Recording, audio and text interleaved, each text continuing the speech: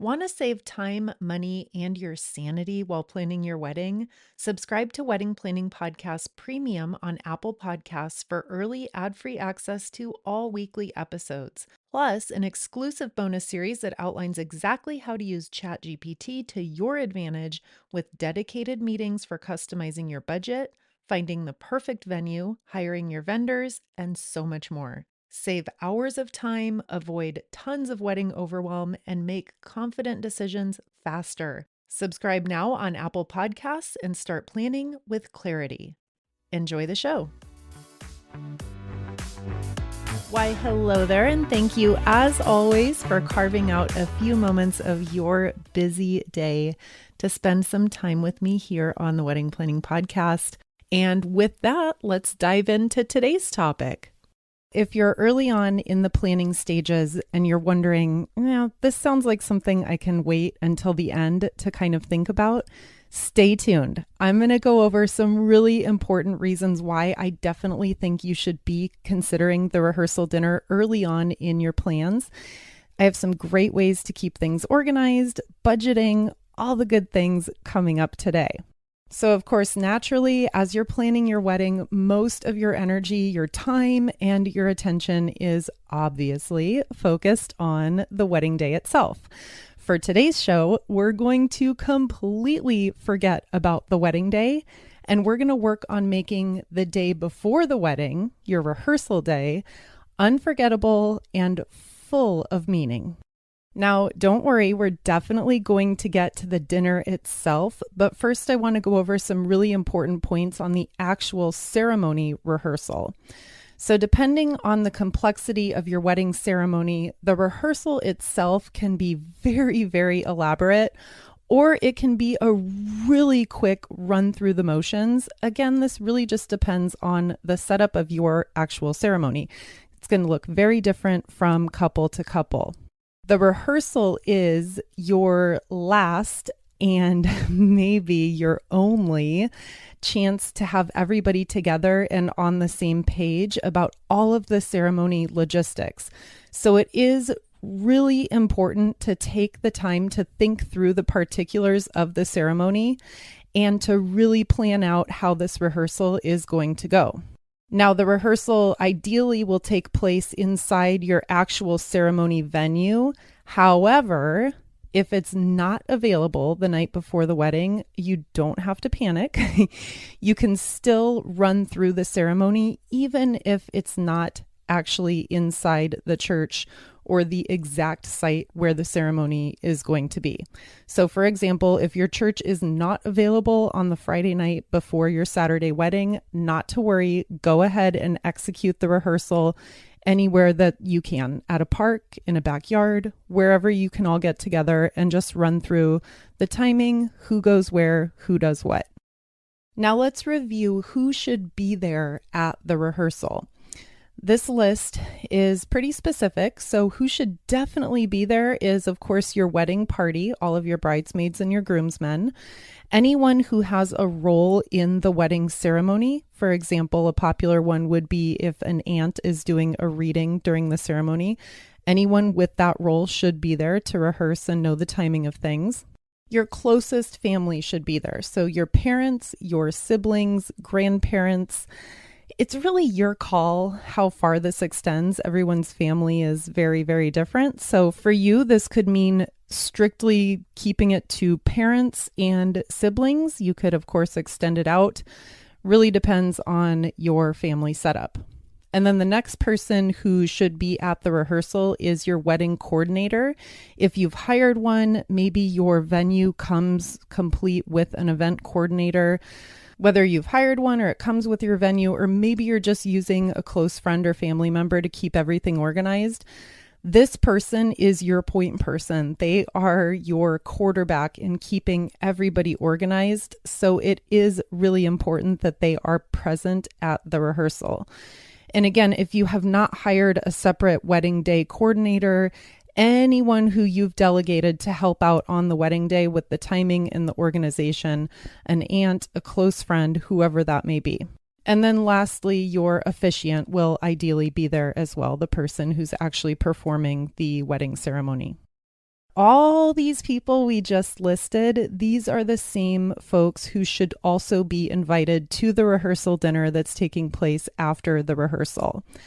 I'm going to pause right here and say that the word dinner can also be exchanged for lunch, brunch. It does not need to happen in the evening time.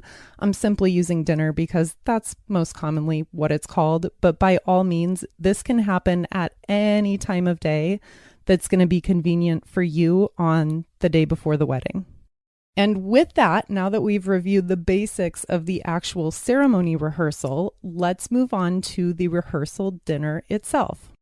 All right, if you're in the thick of your wedding plans, I can totally appreciate how this all might sound a little bit overwhelming. I know that you're adding things up, you're having nightmares about dollar signs. That's totally normal. And then on top of it all, now you have to plan and host and pay for an entirely separate party on top of everything else. Overwhelming, totally get it, but not to worry. Your rehearsal dinner does not have to be overwhelming or expensive. You do not have to take 50 of your closest friends and family out to an expensive restaurant and then pick up the tab. Thank goodness. Let's review some ways that you can keep things really super simple and really affordable as you're planning this rehearsal dinner. Top of mind, of course, is budgeting. And I have a great listener question on budgeting for the rehearsal dinner that I'm going to share a little bit later in the show. I also have some other questions that came in on the topic. Essentially, as with most everything in wedding planning, you've probably realized this by now, you can spend as little or as much as you would like on the rehearsal dinner. There are literally millions of ways that you can go in either direction. And I'm guessing that you're not here trying to make things as expensive as possible. So let's turn the other direction, shall we? I'm going to share 3 of my favorite, really affordable rehearsal dinner formats. First up is a casual backyard party style. Next up, we're going to review family style at a restaurant. And then last one is using very simple catering and hosting this at a park. And all 3, we're going to focus on keeping things, again, really simple and really affordable. So first up, let's talk about ways that you can go about hosting a really casual backyard style party for the rehearsal dinner. And I'm going to do a spoiler alert right here. This is my favorite of the 3 ways. Why I love this style so much is, number 1, the venue is free. So whether it's your own backyard, one of your parents' backyards, or a close friend or family member, if you're not having to pay anything for the actual venue, that's a huge bonus.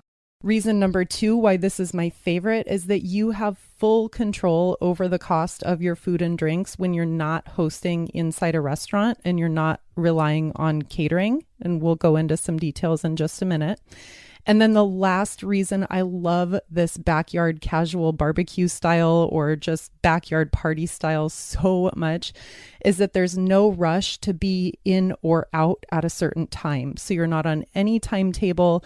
It can start whenever you're done rehearsing the ceremony, and it can go as late as people would like to stay. Side note, I am not condoning that you stay up all night long drinking the night before your wedding. Please get to bed and get some rest. But for everyone else there, there's no time cap or restriction on when you have to get there and when you have to kick people out. So it's very relaxed, just people hanging out and really enjoying some special time together.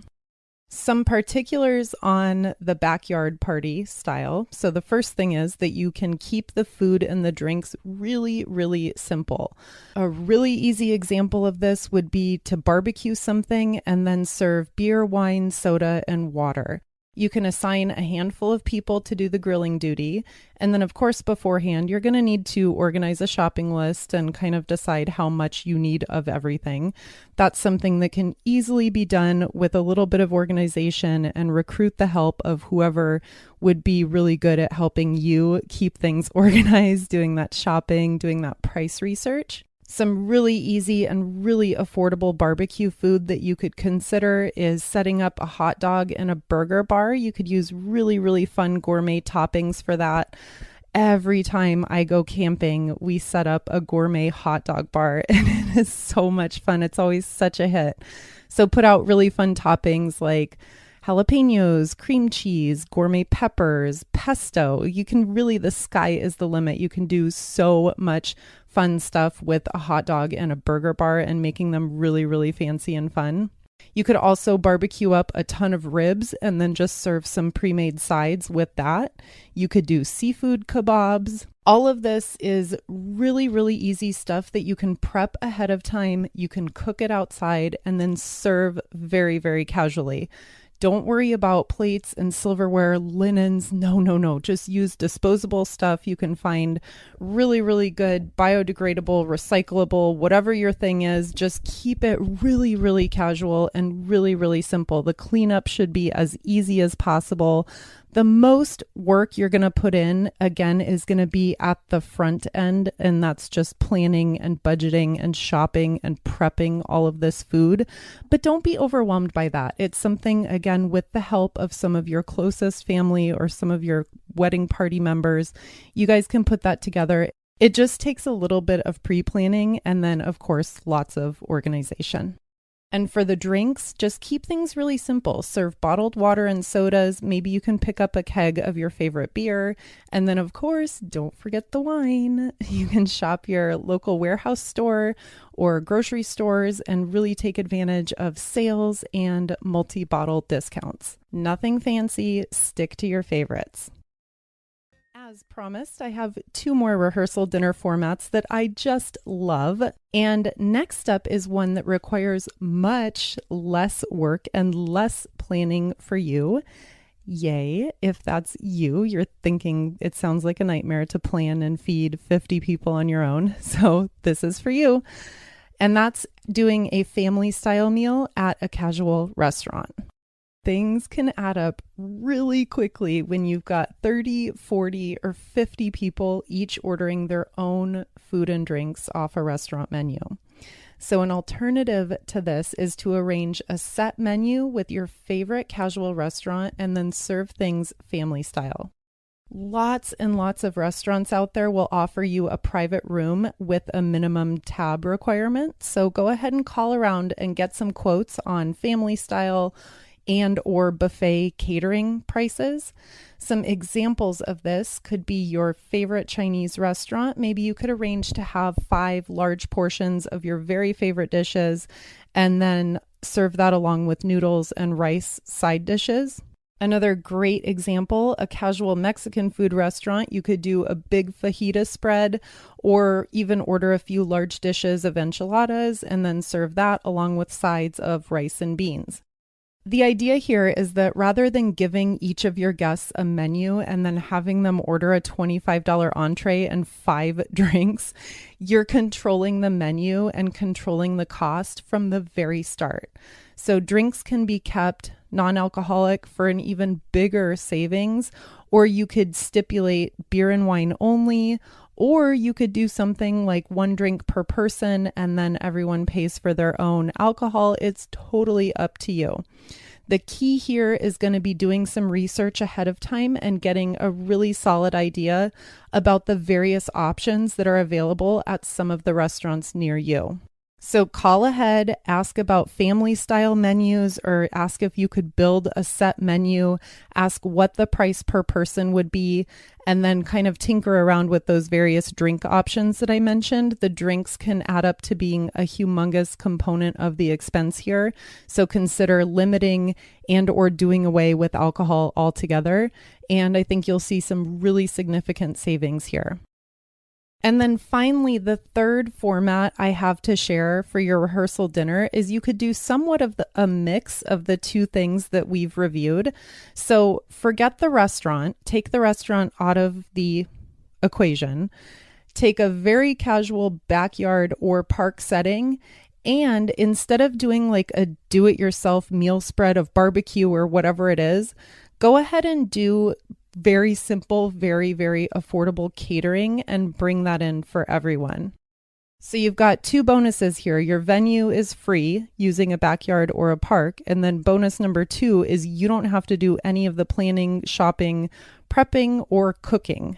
This could be as simple as serving sandwiches, chips, and a couple of salads from the grocery store, or you could use a casual restaurant catering option. So for example, a street taco spread, brick oven pizzas, maybe even bring in a food truck. Use your imagination, hop on the internet and do some research for what's available around you locally, and then make phone calls, get a bunch of quotes, and just kind of dive in there and have fun with this. There's really no limit to the number of really unique and really cool ways that you could host your rehearsal dinner. A note on the backyard setting. If you don't have access to a backyard, think about any local parks, lakes, beaches, community centers, anything along those lines where you could set up a party. You might need to apply for an event permit ahead of time, which is typically really, really easy and really cheap. Just check with your local Parks and Rec department. And then, of course, with a park or a recreation center setting, be sure that you're following all the regulations and the rules about glass, any alcohol restrictions. The last thing on earth we need the night before your wedding is 50 people being ticketed for drinking beer out of glass bottles when there's no glass allowed and no alcohol allowed either. That would be horrible. So make sure you're aware of what those regulations are and you are following the rules. So what do you think? I really hope our conversation today got some creative ideas flowing. Your rehearsal dinner does not need to mean taking out 50 people to a restaurant and then footing the tab. And quickly, before we wrap things up, I have a couple of listener questions on the topic of rehearsal dinner that I would love to share with you. The first question is, who pays? I heard that the groom's family pays, but they have not offered. How should we approach this? Every single budget situation is so very different. So I would suggest that this should be a conversation for your fiance to have with his parents. And ideally, this conversation will happen in the early stages of your wedding plans when the two of you are starting to get the budget in order. That's always something that I recommend doing, again, very, very early on, getting a handle on the money. And that conversation with parents may go one of two ways. They might be thrilled to help and foot the bill for the rehearsal, and they may also not be in the financial situation to offer any help at all. And of course, that goes for both sets of parents. In general, in my opinion, the best way to approach any requests for money from your parents is for each of you to speak directly and privately with your own parents, and do this with the graceful and given understanding that your parents may not be able to provide any assistance at all. Either way, like we talked about in great detail today, there are a million ways that you can make the rehearsal dinner very, very affordable. Next question, we don't want to take on the work of doing the food ourselves, but the thought of paying for everyone to go to a restaurant is terrifying. Do you have any ideas for keeping a restaurant rehearsal dinner affordable? Perfect. This question goes directly back to what we just discussed earlier in the show. Call ahead around to a bunch of restaurants and negotiate a set menu, and then consider restricting or eliminating the alcohol service. And another thing to keep in mind here when you're concerned about budgeting for the rehearsal and for the wedding in general, goes for both things, definitely. Keep your rehearsal dinner guest list as small as possible. To put it very simply, the fewer the people, the smaller the tab. And again, that goes for the wedding itself too, but that's another topic for another day. I'm going to stick to the rehearsal dinner. We mentioned early on in today's show who should be included in the rehearsal. If you find yourself wanting to include all the aunts and uncles and all the cousins, and you feel guilty for not inviting people who traveled from out of town, you might want to put on the brakes and dial it back to the bare essentials. And this would be your wedding party, your parents, your grandparents, and your siblings. Of course, I know that every family dynamic is really, really different, so this is unique to each and every couple, but keep the list of people going to the rehearsal dinner as small as possible for maximum affordability. And last question for today, and it's a good one. Do you have any ideas for making our rehearsal dinner really meaningful and memorable? I don't want it to be a stressful whirlwind of ceremony rehearsal, racing to the cars to get to the restaurant, 50 people in a crowded, noisy room, and bam, the night's over. Yes, this is such a great question. Your rehearsal dinner should be planned out and organized well in advance. Remember what I said at the very beginning of the show? If you're just starting in your planning and you're thinking, this is something that can wait until the end, please reconsider and please prioritize putting a lot of time and thought into the rehearsal dinner. So part of keeping things really organized is to delegate someone at the rehearsal dinner to be like a mini MC, Master of Ceremonies. This is what your DJ does at the wedding reception when he's making announcements and letting everyone know that the cake cutting is going to start in 5 minutes and that first dances are coming up. So delegate someone to do that for the actual rehearsal dinner. And this is going to really keep things organized and flowing, and it will avoid the feeling of a big, noisy room full of people all talking over one another that you describe in the question. So delegate someone to make announcements, to keep the evening flowing, to say, we're going to sit down now and enjoy a slideshow. We're going to sit down now and the bride and groom are going to hand out gifts. Whatever it is that you have planned for the evening, this again will eliminate just a big noisy room full of people, no organization. It flies by. You don't have the chance to talk to anybody, and you're left feeling like, oh, that was exhausting. And I'm not left with any meaningful conversations, and whoa. Okay, so planned out and organized. And then let's talk about making it meaningful and memorable. One of the best ways, I think, to go for the meaningful and the memorable is to consider organizing a slideshow. A slideshow is a really, really sweet and really meaningful project that you can delegate to your mothers and or your aunts and or your siblings. I'm not going to go into a ton of detail on creating the slideshow in today's show, but for a detailed rundown of ways to do this and also tips for displaying it, go ahead and visit the blog post that I put together for today's show, and you can find that at weddingplanningpodcast.co/rehearsal. weddingplanningpodcast.co/rehearsal, and I'll put a link to that website in today's show notes as well. And then in addition to a slideshow, the rehearsal dinner is also the perfect time for you to hand out gifts to your parents and your wedding party. So you and your partner can really thoughtfully take a couple of minutes to address each and every person, express your thanks and your gratitude. You can arrange, again, a couple minutes per person, and then plan for the room, everybody in attendance, to be quiet and paying attention for that block of time. So again, you'll use your designated Master of Ceremonies person to make an announcement, get everyone's attention, and then kind of keep the time. And I'll leave you with this. I know I've said it a few times in today's show. Start early. Don't let the rehearsal get shoved to the very end of your planning list and then let it creep up in the weeks before the wedding. With some really thoughtful pre-planning and organization, you can pull off a rehearsal that is simple, affordable, and really, really meaningful.